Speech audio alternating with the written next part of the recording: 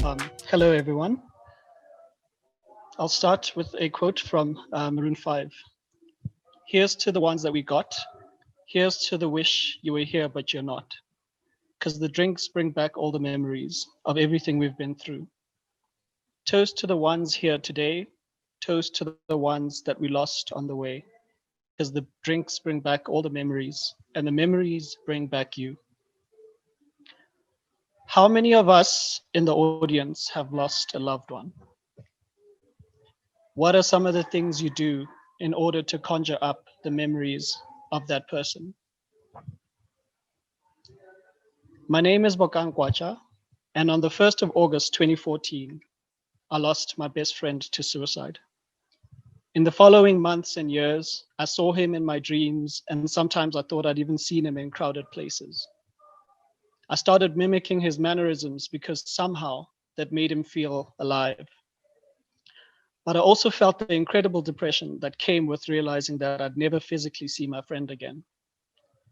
The more I did this, the more I thought, what if this mimicking, this double-edged sword of feeling the presence of a friend and the depression that came with it, starts to take over and drive me to the same fate?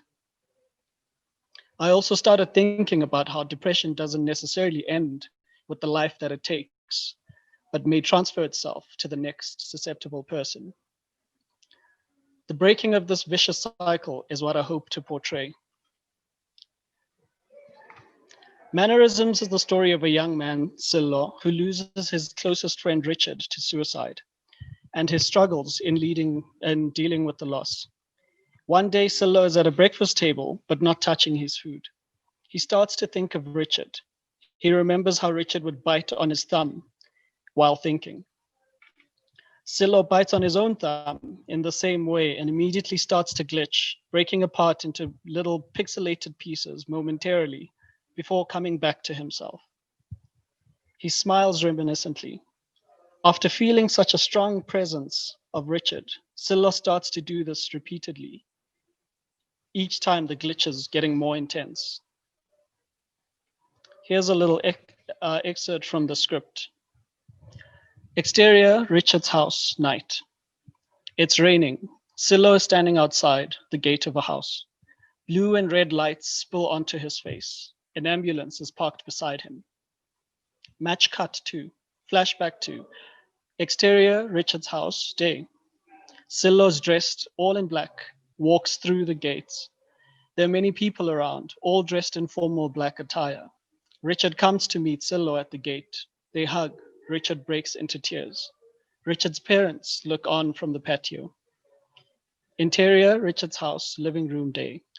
Silo and Richard follow a line of people walking towards an open casket.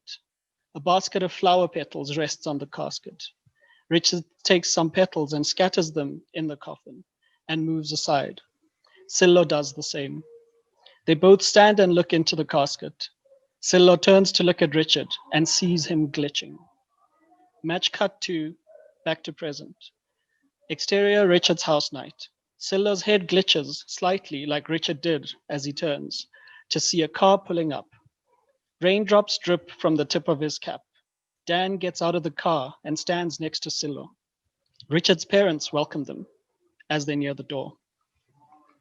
As one of the winners of the animation category of the Digital Lab Africa competition, I've had the honor of being mentored by some of the best in the industry. I'll be spending a month in residency at Cyclic Animation in 2021 to further the visual development of the film. I've already started working with screenwriter and director Claire Sichez, and she has been giving me feedback on the story and the script. After exploring digital and traditional mediums for the look of the film, I felt that traditional watercolor treatment would best represent the emotions that character experiences. I've done some explorations as well as studies from films that are similar to what I have in mind for the film.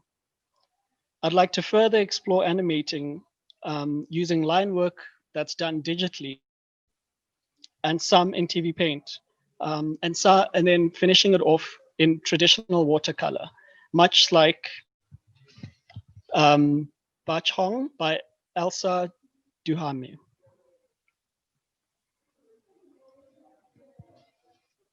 I'm currently reworking the script and would like to partner with the producer or co-producer, a storyboard artist, an art director, and to get some funds to get the film made.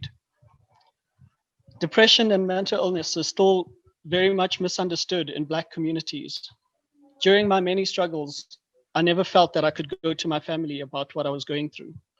I hope that this film will bring awareness to the very real problem of depression and suicide in our country. In many ways, the process of writing the film has helped me with my own struggles, and I hope it'll connect with those who really need it. Thank you.